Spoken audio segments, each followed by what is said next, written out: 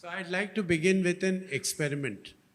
And I want a person to come up here, somebody who considers himself or herself very strong or reasonably strong. Don't be scared. It'll be fun. Come.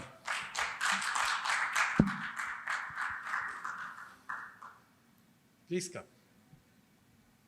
Yeah. He's not only strong, but he's agile. So he doesn't need to use the steps. Okay. So what I'm going to do is, you have your mobile with you? You'll need your mobile.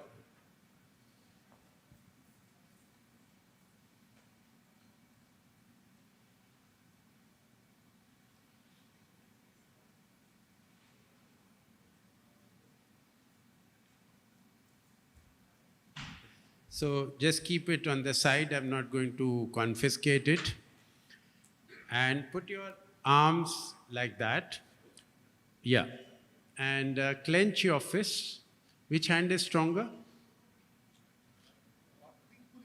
Okay. Anyway.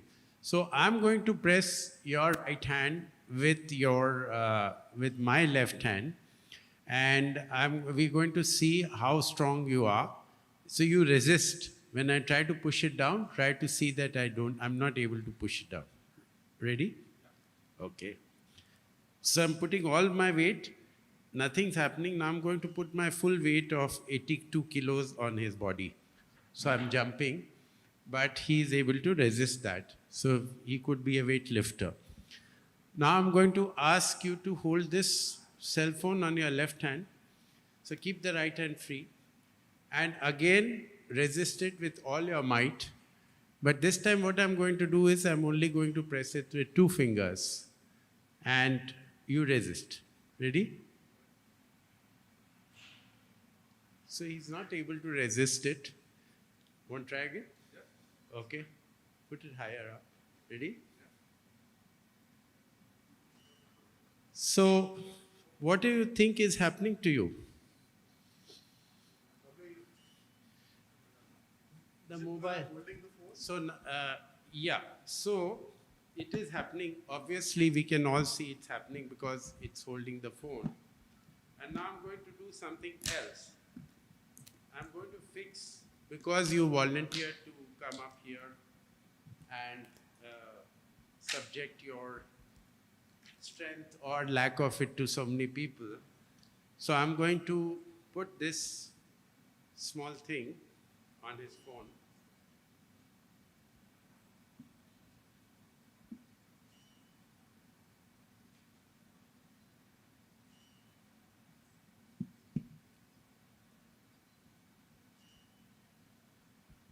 I don't want to cover your apple.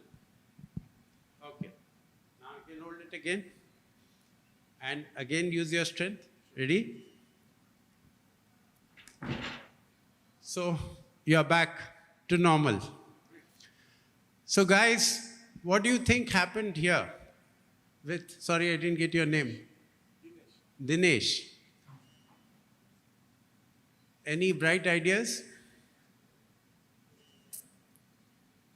Yeah, please.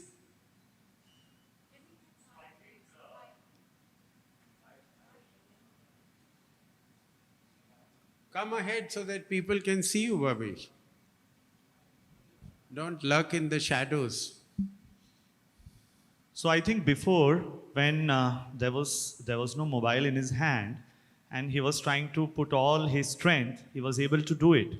But because of the rays, or I would say the electromagnetic waves which travel when we hold a mobile cell phone with its network, I think because of that, the physical strength might have weakened to some extent, due to which you could, press his hand down with only with 2 fingers.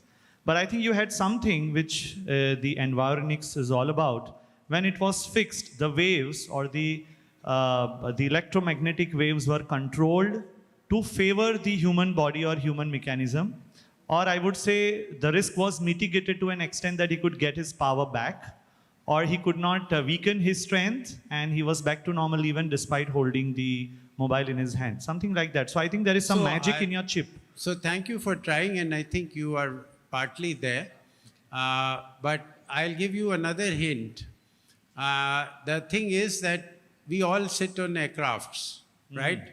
Many of us have traveled to come to Dubai. So what do you hear in the announcement that they make in the aircraft about switching off mobile phones? Airplane mode. Yeah, so they give you a reason also.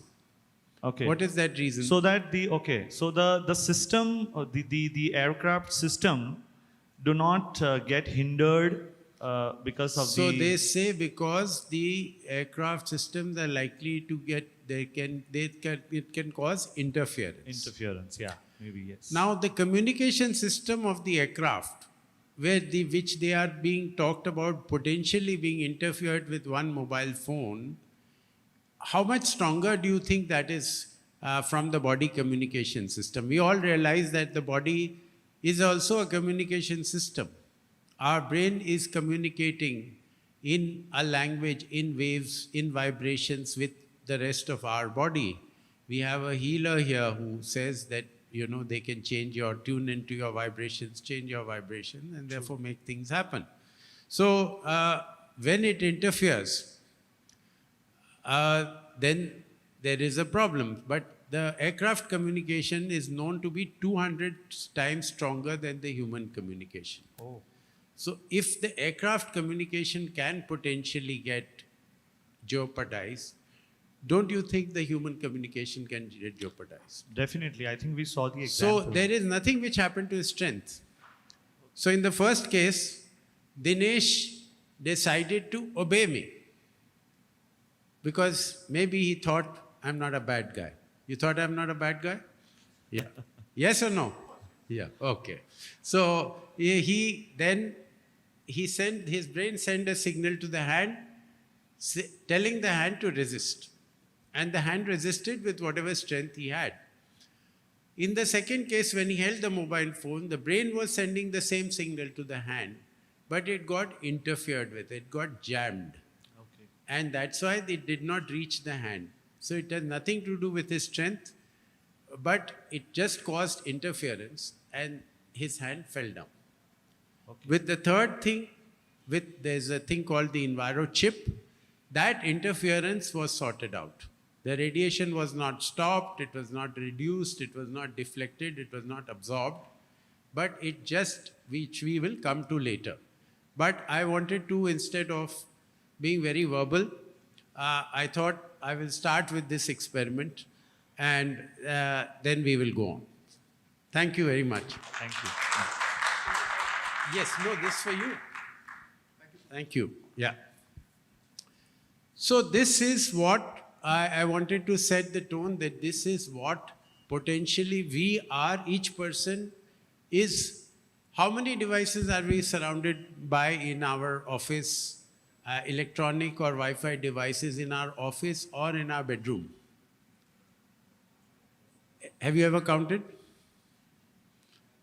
Take a guess. 5, 10, 15, how many? A number from anybody? 5. It's more than that. Where? Your workplace or your office? Your home? At home. Okay, let me tell you, I don't know where you... So, in an Asian country, you have a Wi-Fi AC, you have a Wi-Fi TV, you have a router somewhere nearby. You don't have one router, you have, when you try to put your signal, the flat above and the flat below and everywhere, you get about 3-4 potential signals. So you are affected by 3-4 potential Wi-Fi things. You may have a mobile tower nearby, which may be impacting you. And you have all kinds of electrical switches behind your bed because you're mortally scared of your phone getting discharged, right? And when you sleep, half the people I have spoken to don't know that even when your phone is on airplane mode, your alarm can ring. So they say that they keep the phone near the bedside or near the head so that they can hear the alarm in the morning. So potentially, we are surrounded by a lot of, and you might have some other gadgets as well in your room and things like that. So that's and in an office, of course, there's much more. You may have a printer, you may have various other things. You may have a server room somewhere nearby, etc., etc. So now we're going to move on. It's not changing.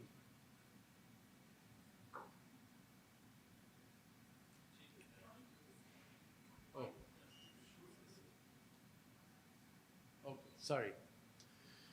That's how technologically challenged I am. So now what has happened is that the global equation, and the other thing I'm going to promise you is that our slides are not going to be more than a few words.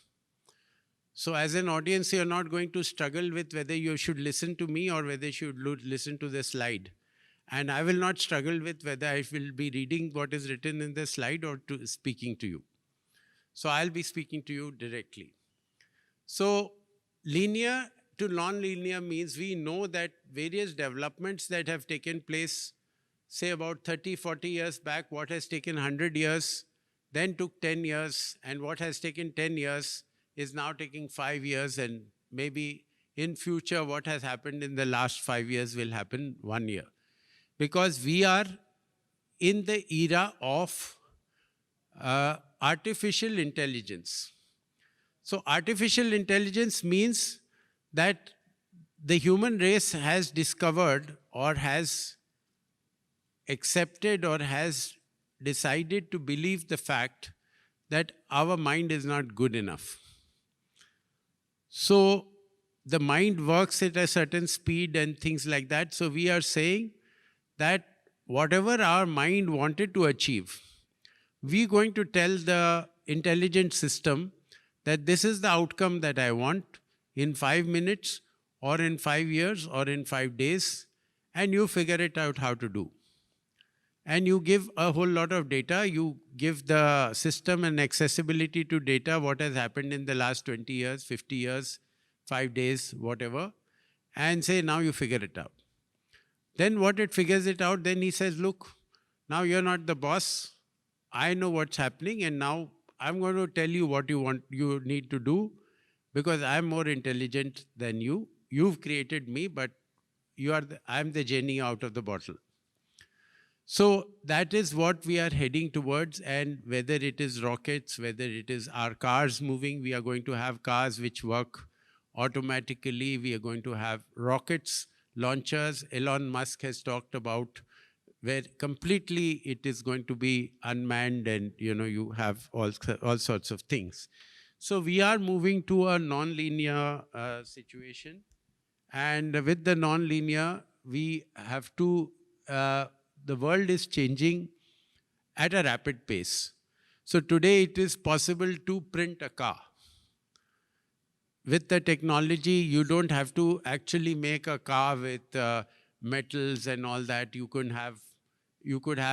can imagine a technology. So that is what we are heading for. And what is the difference between fiction and science?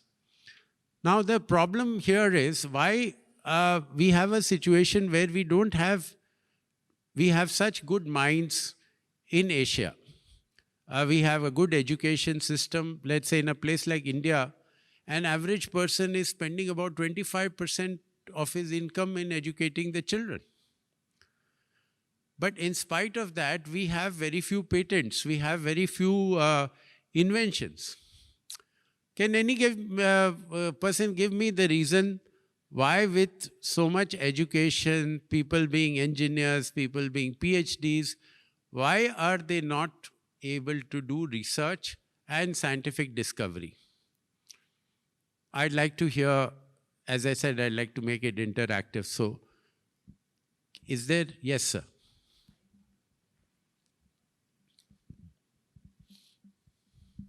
I think the education system is such developed that it has become job-centric education system. no one is inculcating any entrepreneurship or maybe research kind of thing at the age of education when the child is learning something. These things are lacking. That's the reason we are into more into job centric education, that I'll get this much salary, I'll be in this position. If I complete this education, I'll get this salary, I'll get this position. So that's the reason I suppose. Yes, that's true, of course. But what has happened is that we are talking about, you would have all heard saying that this is the age of information. That means the more information you have, the more knowledge you have. So they have made information into knowledge. Knowledge is not information. Knowledge is your common sense ability, your ability to intrinsically think things through. What is information is paid for. So when you open a website on Google, the person who pays maximum to publicize his point of view out of 100 things out of that website, the first 5 that will show up is where the maximum social media activity is done and the maximum money is spent. And that becomes knowledge for you. So the problem is, and we have a very hierarchical system. So suppose I'm an engineer from IIT and somebody comes and says that, look, I have made this scientific discovery. I'll say, look, I am from a reputed institution. I've got 40 years of technology experience. I've not heard of it. So it's not technology. So fiction, most inventors are people who are uneducated. Because a person who is educated, our education system teaches us to be skeptical. Teaches us always to question and to ask why. An inventor is a person who does not ask why. What does an inventor ask? Why not? Why and how is pretty much the same thing. So an inventor starts with a premise where he imagines something and says, can this happen? And then he says, why not? Let's explore. So then he thinks about that. He tries about 10, 20 experiments or something. We had earlier the notion that the earth is flat, then it became round. Then there was the law of gravity. So science is not what you do in a lab for 20 people or 30 people and say, yes, it is proved, and then patented and all that is QED. Sciences were born in our ancient cultures out of empirical science, out of observation. We saw that something happened thousands of times again and again. And people observed it, and people translated that knowledge from generation to generation. Today what happens is we don't share knowledge. A person who's inventing, he closes himself. He doesn't share that with 5, 6 people around the world what he's doing, because he's scared that the other guy will do it faster and patent it. So we don't have a collaborative approach. We don't have this Vasudev Kutumbakam. The world is one, is one universe. So when fiction today can be science. If we allow ourselves to imagine and reimagine and go forward. So either technology, the idea is, when we talk about technology it's not about scaring people, it's saying that we need technology, we need to adopt more of it. We have set ourselves on an irreversible path of more digitization. But can we use it safely? Can we put seat belts on technology? Like any new food that you are introducing, because I know a lot of you are interested in food and nutrition, it is tested for safety, whether it is all right for the human being. The technology is also being consumed. Data is being consumed. So we have to know whether it is safe for us, and we don't have a choice, but we have a choice to use it safely, if not judiciously.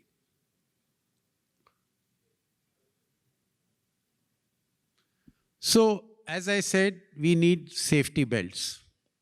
Like you do safety belts in cars, you need safety belts.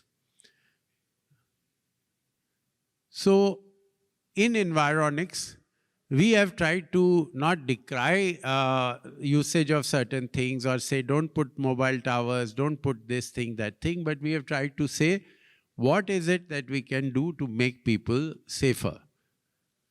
So we are in the business of enhancing safety and well-being of people. It's a very people-centric thing. This chip that I put on Dinesh was not for the health of his device. It was for his health and for people around him. So there's another device, there's another thing that we have. It's called gadget disinfectant. I will urge you to use it while we are there in this seminar. It's a 24-hour gadget. Do you know that your mobile phone screen, have you read that it is 20 times dirtier than your toilet seat? How many of you all know that? Only one. Oh, you also know. Okay, so quite a few people know. So my next question is, if somebody comes and asks you that, do you touch your toilet seat to your face 2,000 times in a day? What would be your reaction? You would be horrified. You tell that person, are you mad? But that's precisely what we do, because we put our mobile phone on our face at least 100 times a day, if not more. Because the screen has electrostatic charge. So whatever is the bacteria and virus in a vicinity of almost, I would say, 3-4 inches around wherever your phone moves, the bacteria and virus is attracted to the screen. And it stays there. So we've created a product called the Enviro Life, which has been internationally tested, where you put one spray. So it's like giving your phone a shower. A screen is not supposed to be cleaned with a sanitizer. It'll actually spoil the phone. So this, with a microfiber cloth or a tissue paper, if you spread that as a spray around the screen, it protects it for 24 hours. So if you want the next 24 hours protection, I'm happy to circulate one Enviro Life around with the help of the organizers, and you can use it and pass it around. Can somebody give it to people? Here. Please take it from me and give it to. It can just be passed around. You can open this and start using it.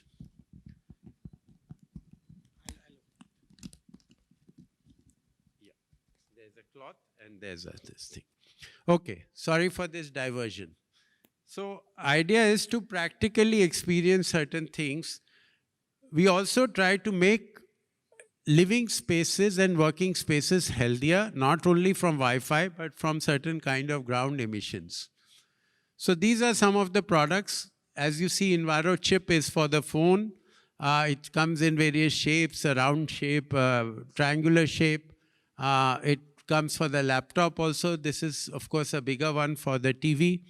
But there are things for the laptop. There are things for the iPad, different shapes. And these can all do the same thing. There is another product called the Enviro Globe, which looks like this. So what happens is, after we invented the Enviro chip, people asked us that, what about if we are in a conference room, or if we are in a room and we are sleeping and there are so many devices around us, and there's a mobile tower nearby, what do we do? So this is a space e-smog corrector. I wouldn't say neutralizer, because it doesn't affect the signal quality and strength. So it takes care of 300 square feet of built-up area, or a radius of 10 feet. And whatever are the waveforms which are coming from electrical gadgets, so we call it e-smog. I don't know if any of you have heard about a disease called EHS. electro-hypersensitivity. Swamiji, aap sune? You have heard? Okay. So this is, they have discovered that this is a condition where people, when they come near electrical gadgets, their hands and body starts, it's a nervous system reaction. The hand and body start shaking. So you have to take off the lid and just spray on your screen and wipe it with the cloth. So 5% of the Swedish population suffers from EHS. And you don't have to shake it, you have to just press, yeah. So 5% of the Swedish population, Sweden was the first country which introduced Wi-Fi in the world. And this condition is irreversible. And the thing is that they expect that by 2030, as early as that, almost 5 to 10% of the people in the world will suffer with this disease.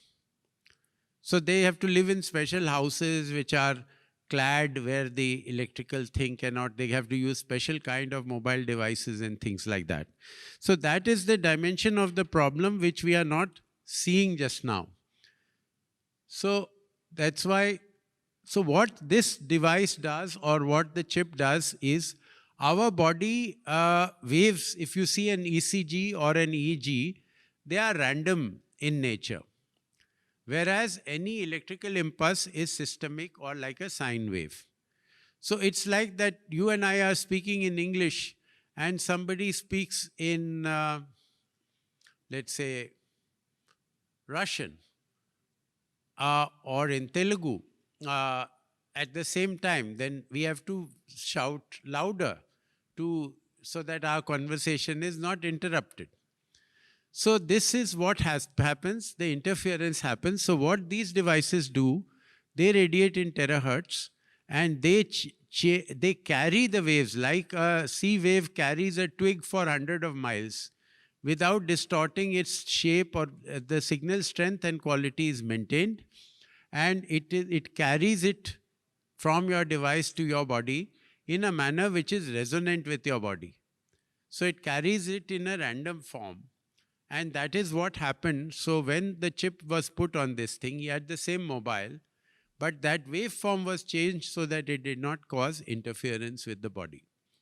So that is the technology which has been now certified by MIT, by a Philips lab in Cambridge, where they've said that the signal strength and quality does not change, because otherwise the mobile phone manufacturer can say, because you put this, my warranty doesn't hold, or that's why the signal is not coming. And it's now been tested by an institution called All India Institute of Medical Sciences in India, which is one of the premier medical institutions in the world, on brain activity. So it has been found that the mobile phone disturbs the alpha and the theta wave functions, which is meant for relaxation. And one of the major casualties, that's why even the cell phone manufacturers, have you all read the warnings, 4 warnings written on a cell phone? Anybody read? Nobody? Okay, let me tell you. Recommended talk time 6 minutes an hour. Text more than you talk. Always use hands-free. And keep the device at least 10 millimeters from your body at any given time. Body includes the hand. So, anybody complying with all these 4? Or at least 3 out of the 4? That's why you need protection. So that's the way it goes.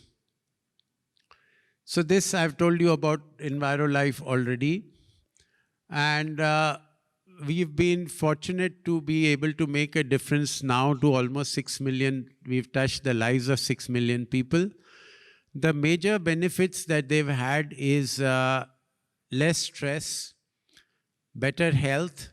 And health we check by checking their resting heart rate before and after our interventions.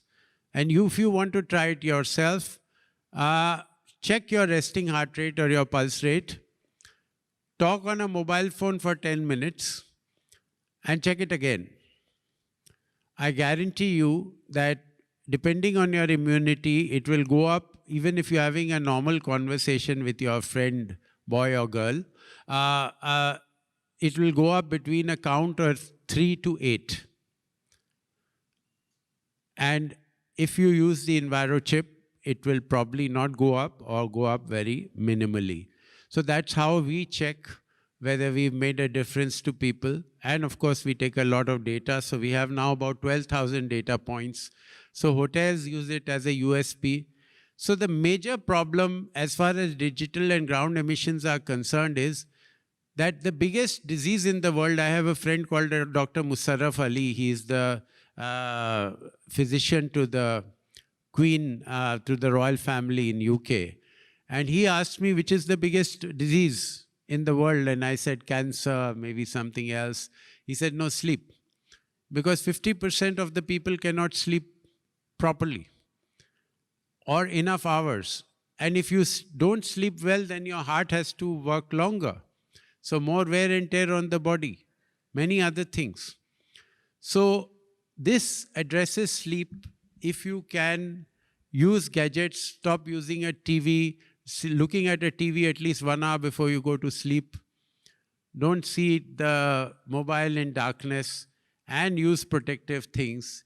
So these are some of the scope of our work. So thank you very much. And I'd be very happy to answer any questions. Thank you. Thank you. Yes, ma'am.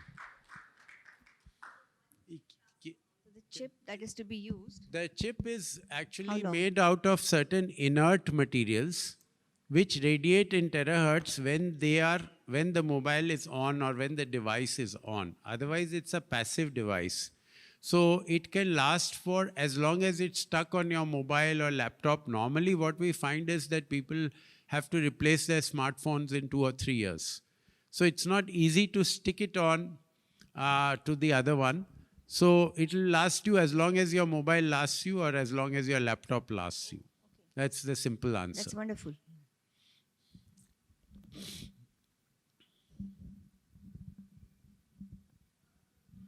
Yes, please. The next obvious question is how expensive is that? Is that expensive than your mobile phone?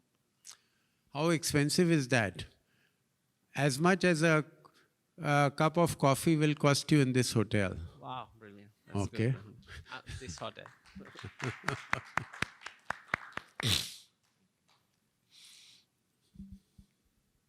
It costs, at the retail level, it costs 800 rupees.